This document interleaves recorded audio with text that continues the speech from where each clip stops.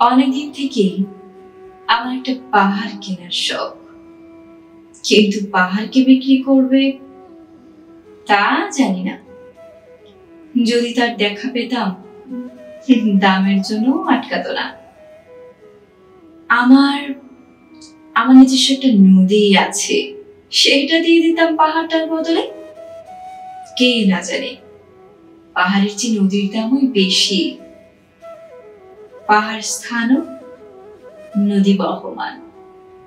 তবু আমি নদীর বদলে পাহাড়টাই কিনতাম, কারণ কারণ আমি ঠকতে চাই না। নদীটা অবশ্য কিনেছিলাম একটা দ্বীপের বদলে। ছেলেবেলায় ছেলেবেলায় আমি বেশ ছোটখাটো ছিমছাম একটা দ্বীপ ছিল, সেখানে অসংখ্য প্রজাপতি।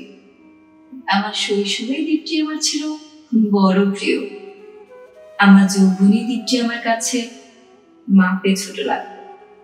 প্রবাহমান চিপচিপে তন্নি নদীটিকে বেশ পছন্দ হলো আমার। বন্ধুরা বলল, এইটুকু একটা দ্বীপের বিনিময়ে এত বড় একটা নদী পেয়েছিস, খুব জিতেছিস তো মাইরি। তখন জয়ের আনন্দে আমি বিহ্বল হতাম। তখন আমি সত্যি ভালোবাসতাম নদীটিকে। নদী আমার অনেক প্রশ্নের উত্তর দিত। যেমন যেমন বলতো, আজ সন্ধ্যেবেলায় বৃষ্টি হবে কিনা। সে বলতো, আজ এখানে দক্ষিণ গরম হাওয়া, শুধু একটি ছোট্ট দ্বীপে বৃষ্টি। সে কি প্রবল বৃষ্টি, যেন একটা উৎসব। আমি সেই দ্বীপে আর যেতে পারি না।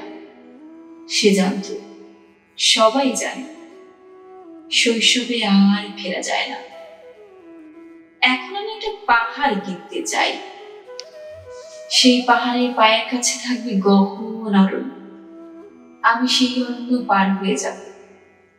তারপর শুধু রুক্ষ কঠিন পাহাড়, একেবারে চূড়ায় চলাচলের তীব্র নির্জনতা। আমার কণ্ঠস্বর সেখানে কেউ শুনতে পাবে। আমি ঈশ্বর মানি না, তিনি আমার মাথার কাছে ঝুঁকে দাঁড়াবেন না। আমি শুধু দোষ দিকে উদ্দেশ্য করে বলবো, প্রত্যেক মানুষই অহংকারী। এখানে এখানে আমি একা। এখানে আমার কোনো অহংকার নেই। এখানে জয়ী হওয়ার বদলে ক্ষমা চাইতেই ভালো লাগে। হে দোষ দিক, আমি কোনো দোষ করিনি। আমাকে ক্ষমা করো, আমাকে ক্ষমা করো।